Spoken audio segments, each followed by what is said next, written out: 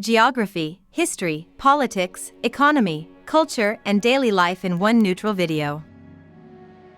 Venezuela is a country in the north of South America that often appears in the news because of its huge oil reserves and its political and economic crisis. But beyond the headlines, it is also a place of mountains, plains, Caribbean beaches, and millions of people trying to live their daily lives.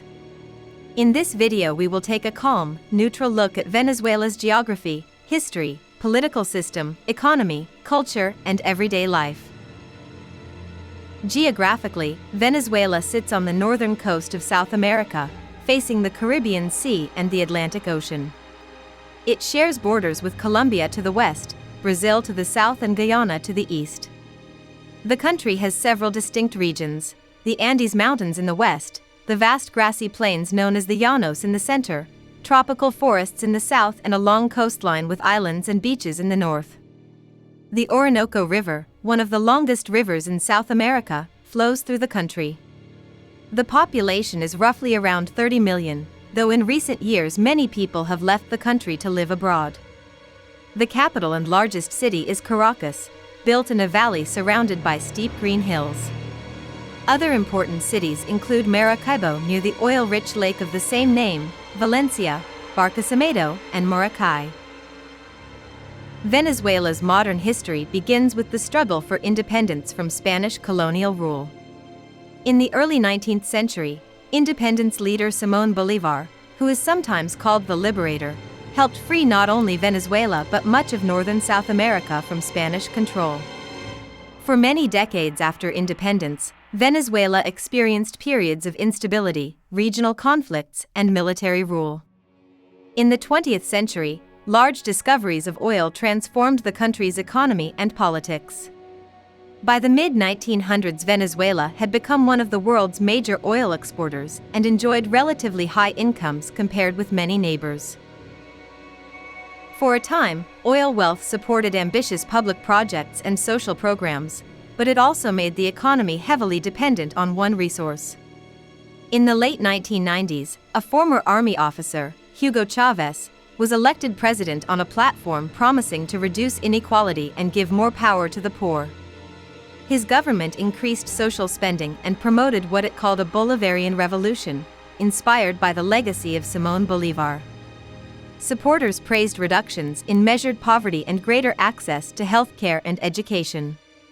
Critics argued that the government centralized power, weakened independent institutions, and relied too much on high oil prices to finance its policies.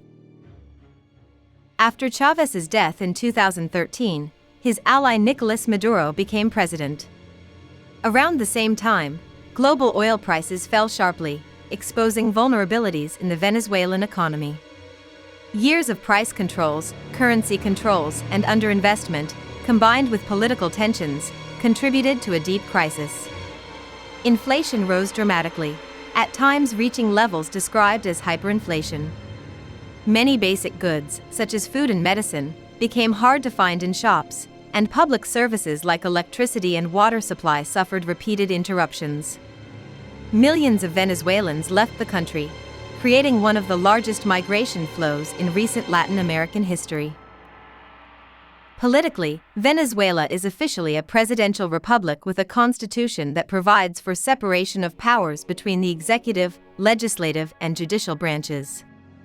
In practice, however, the balance between these institutions has been heavily debated. The government and opposition have accused each other of undermining democracy and the rule of law. Disputed elections, rival claims to legitimacy, street protests, and international recognition of different political figures have all played a role in the crisis. Some countries have imposed economic sanctions on Venezuelan officials and on parts of the oil industry, arguing that they are pressuring the government to restore democratic norms. The Venezuelan authorities describe these measures as illegal and blame them for worsening the economic situation. As a result, Venezuela's relations with the United States and several other governments have often been tense, while it has maintained closer ties with some other countries. Everyday life in Venezuela varies depending on region and social background, but the economic problems have affected almost everyone. In cities like Caracas, Many people live in high-rise apartment buildings or in dense hillside neighborhoods known as barrios. Public transport includes buses, metro lines, and informal vans. Long queues outside supermarkets and petrol stations have been common in certain periods. Families may rely on remittances from relatives abroad or on informal work to get by. In rural areas and small towns, people may grow some of their own food or trade within local networks, but they also face challenges such as shortages of fuel, medicine, and spare parts. Despite these difficulties, communities often organize mutual aid and neighborhood activities to support each other. Venezuela's economy is still dominated by its oil industry, managed mainly by the state-owned company PDVSA. The country has some of the largest proven oil reserves in the world, especially in the Orinoco Belt region. However, production has fallen compared with earlier decades because of underinvestment, technical problems, management issues, and the impact of sanctions. Other sectors such as agriculture, manufacturing, and tourism are less developed relative to the size of the country, though there have been attempts to diversify. In recent years, some controls on prices and foreign currency have been relaxed in practice, leading to more dollar-based transactions in daily life, especially in big cities. Culturally, Venezuela is rich and diverse. The main language is Spanish, and the population includes people of indigenous, European, African, and mixed ancestry. Music is an important part of national identity. Traditional styles such as joropo, with its fast harp and cuatro rhythms, come from the Llanos region, while salsa, merengue, and other Caribbean genres are popular in urban areas. Venezuela has also become known internationally for its classical music education system, often called El Sistema, which has produced world-class orchestras and musicians.